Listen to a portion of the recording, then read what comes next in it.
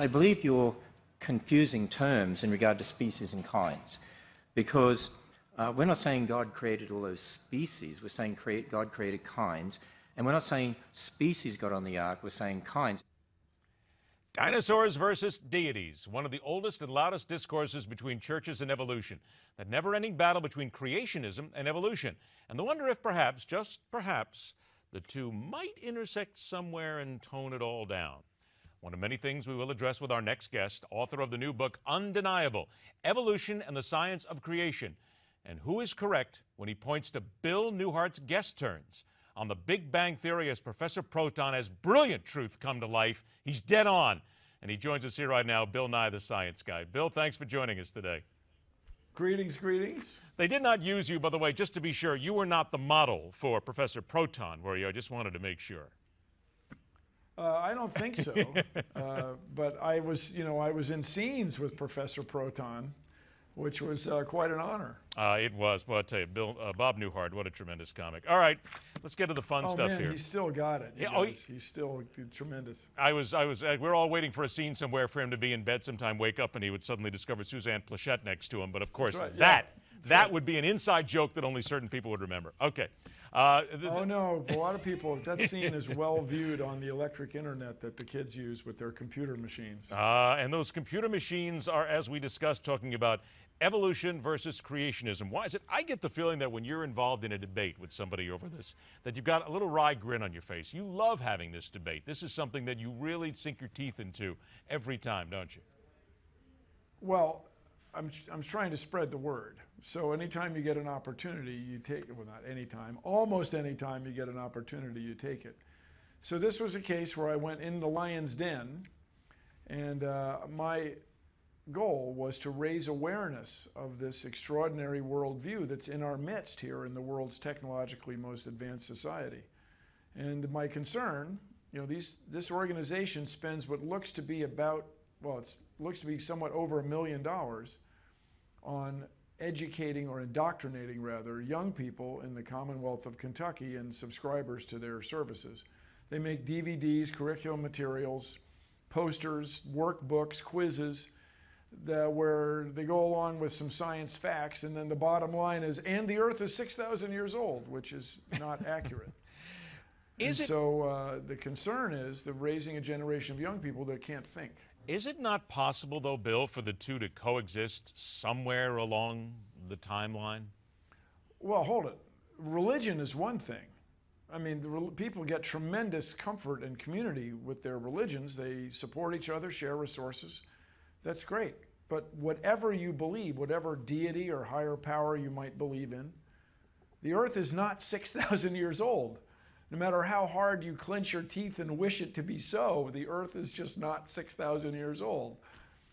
And so that's just a worldview that's inconsistent with everything you can see in nature. And I just don't want to raise science students who grow up thinking that that's possible. Why did evolution become a bad word in some households, you think?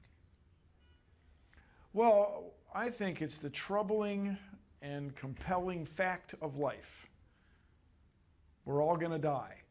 And try as you may, it's really hard not to die. And so I just think it drives us a little crazy, all of us. Makes us hurry, makes us make extraordinary decisions that then you still end up dead. It's troubling. The biggest problem is we can't come to grips with millions and billions of years, that our minds just can't wrap ourselves around that. That's a separate and important problem, but it's certainly very closely related. The Earth is, by the latest reckoning, 4.54 billion with a B years old. So if you say it's 6,000 years old, you're off by a factor of 1 million. You're not off 1 million, you're off by 1 million times. So anyway, it's a big important idea. It is the key to evolution, really, is this idea that, or this phrase rather, that was coined back in the 1700s, deep time.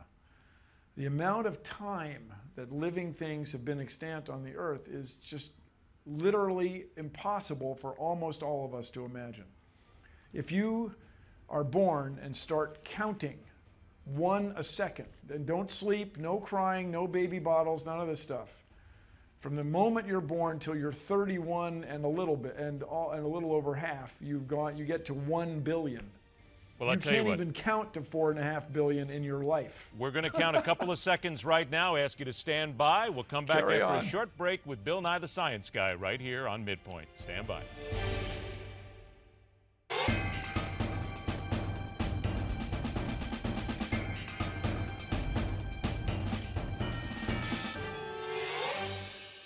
Bill Nye, the Science Guy, joins us for a few more minutes, seeking to prove yet again that science was never my best subject, and man, did I miss out on a lot, especially if Bill Nye was teaching me. Hey, Bill, let's deal with curriculums here a little bit when it comes down to evolution versus creation and all this.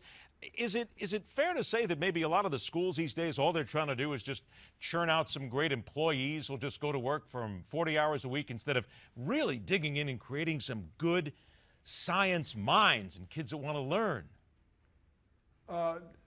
I think you're overstating it a little bit, may I say. The problem is we have adults who have very strong conservative views that are reluctant to let kids learn about evolution. And do you know why? I don't know why. Evolution is the fundamental idea in all of biology. It's the main idea in life science. It is the fact of life. Yet we have these people who get on school boards and want to introduce doubt about the main idea in biology. And so it's just really troubling. It's unique to the United States. I mean, we don't have this problem anywhere else. Why is it so unique by the way, to the United the Pope, States? Who's a big deal, Yeah. Well, it goes back to religion, evangelical fundamentalism, trying to look for answers for what you would call a creation story that is satisfactory. And they cling to this book that was written 5,000 years ago, translated countless times into modern English, and want to use that as a substitute for a science textbook. It's not my thing. Would it be your opinion really then? And again, troubling. I'm just trying to extrapolate what you're saying here, that maybe the evangelics, who you will, those who believe in creationism, that maybe they are keeping their kids from becoming smarter than they could be, keeping them down, keeping them less intelligent. Oh, absolutely. Oh, yeah. No, they're holding the kids back.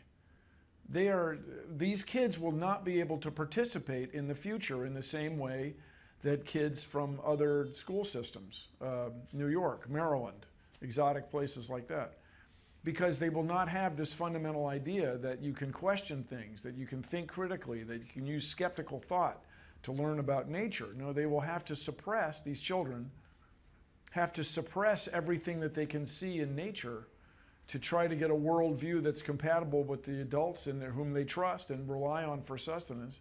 Tell them. It's really, it's a troubling thing. I mean, at some point you smirk about it because it's silly to suggest that the Earth is 6,000 years old, but yet these people work to get their points of view in textbooks and in school curricula.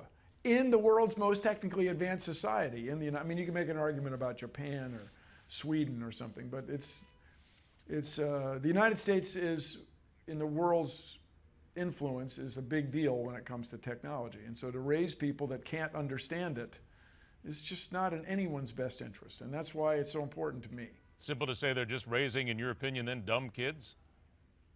Not dumb. Kids who are unable or uncomfortable with using the scientific method. We are on television, on the internet, using lights that are light-emitting diodes that didn't exist. This technology didn't exist 30 years ago. Who's going to come up with the next innovations to keep the United States competitive worldwide if you raise a generation of kids that can't do physics or chemistry, who can't do biology? Do you want doctors who don't understand biology? No. For crying out loud. I mean, when I state it that way, it's obvious, but it is what I wanted to do by going into the Lion's Den there in Kentucky was raise awareness of this, that there are people in our midst who are raising a generation of kids that are discouraged from thinking. I think you have done just that. I want to remind everybody the book is called Undeniable: Evolution and the Science of Creation by Bill Nye. I got 10 seconds left. Are you relaunching the show anytime soon? We got people in the control room who want to know. No, but I'm trying to make a movie. I'm working on my movie. Yes. Okay. Buy a carton, everybody. It's a primer on evolution. As soon as The you make the movie, fundamentals are then there. Try it. As soon as you make the movie, then call us, because we got people here. They're in the media. They want free tickets right away. Bill Nye, the Science Guy. It's a pleasure to have you on the show, my friend. Thanks so much. I'll look forward to the next time we do it. Take care.